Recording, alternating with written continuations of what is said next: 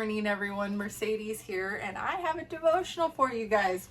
But before I share my verse, I would like to start with a thank you. You guys have really stepped up to the plate and have provided so many devotionals at a time when my family, John and I, we had to focus on, John's health and recovery from his operation. And guys, not only have you held us up as far as filling the void of the work that had to be done in creating these devotionals, but also spiritually, emotionally, you guys your messages have impacted us and have really improved the quality of my life.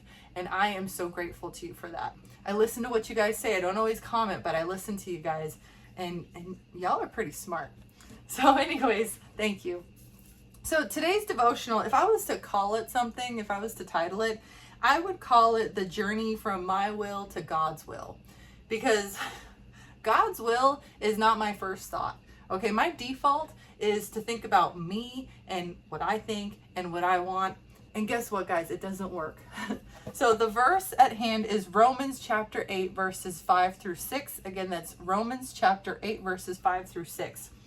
And it says, "Those who live according to the flesh have their minds set on what the flesh desires. But those who live in accordance with the Spirit have their minds set on what the Spirit desires. The mind governed by flesh is death, but the mind governed by the Spirit is life and peace." Guys, my best thoughts are horrible. What I think will make me happy is not good. I mean, maybe temporarily seeking worldly things, be it, finances or, I don't know, other worldly metrics, or Twizzlers, right? The gluttony of eating all the Twizzlers because they're so good.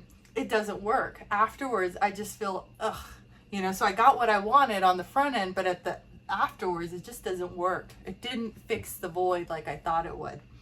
And big picture, I think a lot of us suffer through this. I think my opinion is that more young people think about me, and it takes a while. You got to get knocked down a little bit to start thinking more, okay, God, okay, I surrender. I throw in the towel. But the reality is I'm horrible at managing my life. And I don't really know what will make me happy. The things that I think will make me happy don't work. And the things that I don't want to do because I think they'll be miserable bring me the most joy. That said, I'm pretty good at managing my husband's life, but that's a whole other topic. Just kidding. I'm probably not that good at managing his life either, but I have some good ideas.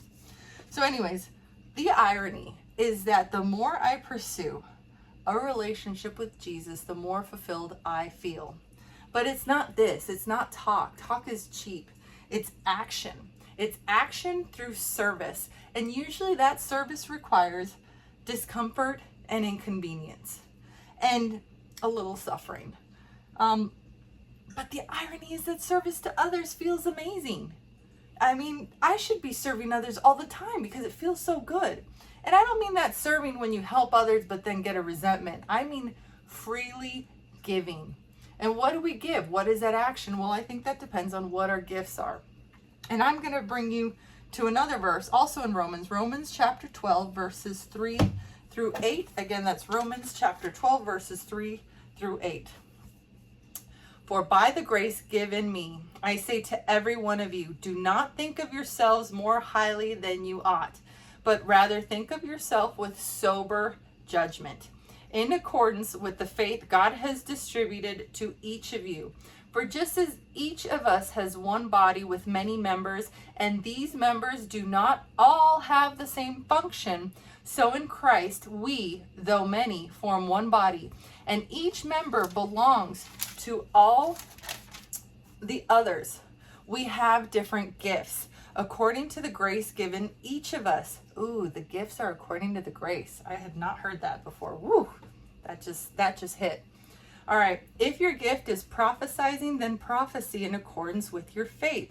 If it is serving, then serve. If it is teaching, then teach. If it is to encourage, then give encouragement. If it is given, then give generously. If it is to lead, do it diligently. If it is to show mercy, do it cheerfully."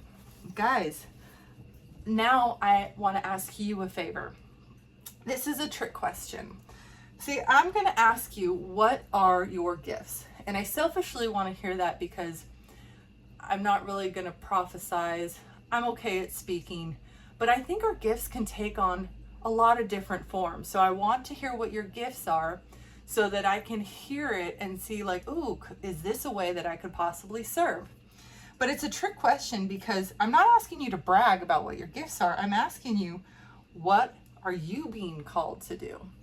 And part of that question is, are you doing it? So what are you being called to do right now? What do you think God is asking of you at this moment? And for me, it is making a devotional when I'm a little bit tired. But guys, this message has been in my heart for a while. I've just been having this feeling that, okay, the time has come, I got to do a devotional, but it's got to be real. And for me, reality is I'm transitioning from a place of my little wants and desires to what would God have me do, as scary as that is. So guys, God bless you. Have a wonderful day. And thank you guys all for being a part of this. Have a great day.